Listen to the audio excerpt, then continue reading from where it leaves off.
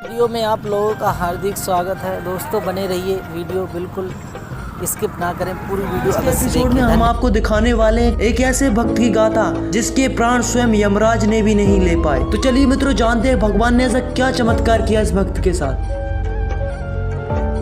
मित्रों, एक समय की बात है, एक ब्राह्मण कुल में एक बालक का जन्म हुआ जिसका नाम उन्होंने अजामिल रखा। वह भगवान विष्णु का बहुत ही बड़ा भक्त था। समय बीतता गया और वह बड़ा हो गया। उसके माता पिता को उसके विवाह की चिंता सताने लगी। बहुत प्रयास के बाद ही सही, लेकिन उसका विवाह कर दिया गया। वो खुशी खुशी अपनी पत्नी के साथ अपना जीवन यापन कर रहा था। एक दिन उसकी नज़र एक सुंदर वेश्या पर पड़ी। उसने सोचा, कितनी सुंदर स्त्री है, क्यों ना इससे मेल जोल किया जाए। फिर क्या था दोस्तों, वेश्या से उसका मेल हो गया, जिस कारण से वह रात दिन दूर अपनी पत्नी को छोड़कर उस वेश्या के साथ रहने लगा। उसकी विवाहित पत्नी ने कुछ समय तक उसके लिए आंसू बहाए और फिर उसका पति लौटकर नहीं आया। इस दुख के कारण उसकी पत्नी उसे छोड़कर चली गई। वह रात दिन वेश्या के पास रहने लगा, मांस मदिरा का भक्षण करने लगा। उसने आचार विचार और विवेक को दूर फेंक दिया था। अपने शरीर को वेश्या के साथ गुलाम मिला लिया था, जिसके कारण वह महान पापी बन गया था। मित्रों, संयोग बस विचरते हुए कुछ साधु संत उसके गांव आए। जैसे ही अजामिल के गांव में उन साधुओं का आगमन हुआ, उन्होंने एक व्यक्ति से पूछा कि आपके गांव में कोई ब्राह्मण रहता है? अगर रहता है तो आप उसका पता बताओ, क्योंकि हम बहुत भूखे हैं और धूप में चलकर आ रहे हैं, इसलिए हम प्यासे भी हैं। हम केवल ब्राह्मण के ही घर का अन्न ग्रहण करेंगे। उस दुष्ट ने हंसी मजाक में कह दिया कि अजामिल बहुत बड़ा साधु सेवी है, आप सभी लोग उन्हीं के यहाँ क्यों नहीं चले जाते। इतना सुनते ही सारे संत अजामिल के घर पहुँच गए। अजामिल ने जैसे ही दिव्य संतों को देखा तो दर्शन मात्र से ही अजामिल को सतगुणी बुद्धि प्राप्त हो गई, जिसके कारण उसे संतों में बहुत श्रद्धा हुई। अजामिल ने उन संतों की पूजा कर उन्हें प्रसन्न कर दिया। जब संत जाने लगे तो स्त्री समेत अजामिल ने सारे संतों को प्रणाम किया। संतों ने आशीर्वाद दिया कि इसके जो पुत्र होगा तुम उसका नाम नारायण रखना। धीरे धीरे उसकी पत्नी गर्भवती हो गई।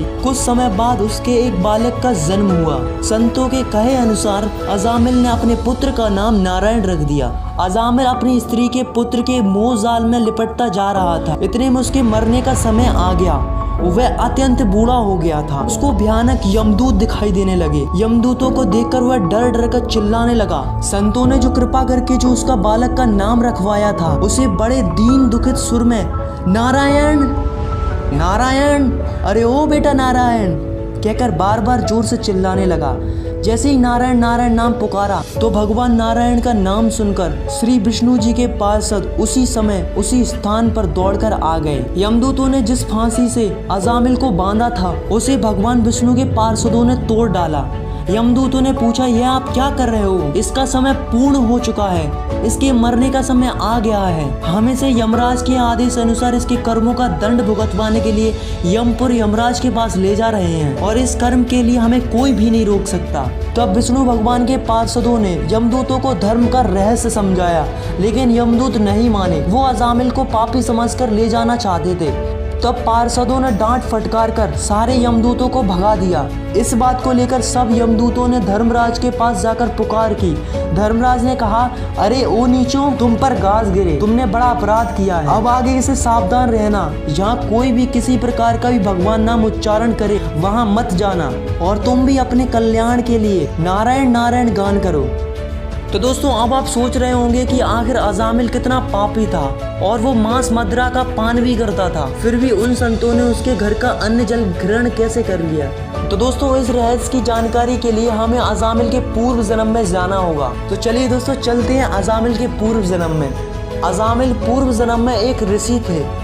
एक समय ऋषि पाराशर और सत्यवती के समागम को देखकर यह बहुत हंसने लगे थे, जिस कारण से पाराशर ऋषि को इन पर क्रोध आ गया और श्राप दिया कि तुम अगले जन्म में एक वेश्या के साथ अपना जीवन यापन करोगे। यह श्राप सुनकर पूर्व जन्म के अजामिल उनके चरणों में गिरकर गिड़गिड़ाने लगे। काफी क्षमा याचना मांगने के बाद स्वयं पाराशर ऋषि अगले जन्म में आकर अजामिल के पुत्र का नाम नारायण धराकर अजामिल का उद्धार किए। आशा करते हैं मित्रों आपको ये कथा पसंद आई होगी। अगर मित्रों आप और भी ऐसे ही भक्तमाल की कथाएं सुनना चाहते हो, ऐसे ही भक्तों की कथाएं सुनना चाहते हो, तो आप इस चैनल को सब्सक्राइब करो, जिससे आने वाली कथाएं आप तक पहुंचती रहे। अगर आपको ये वीडियो पसंद आई तो आप इस वीडियो को लाइक जरूर कर देना।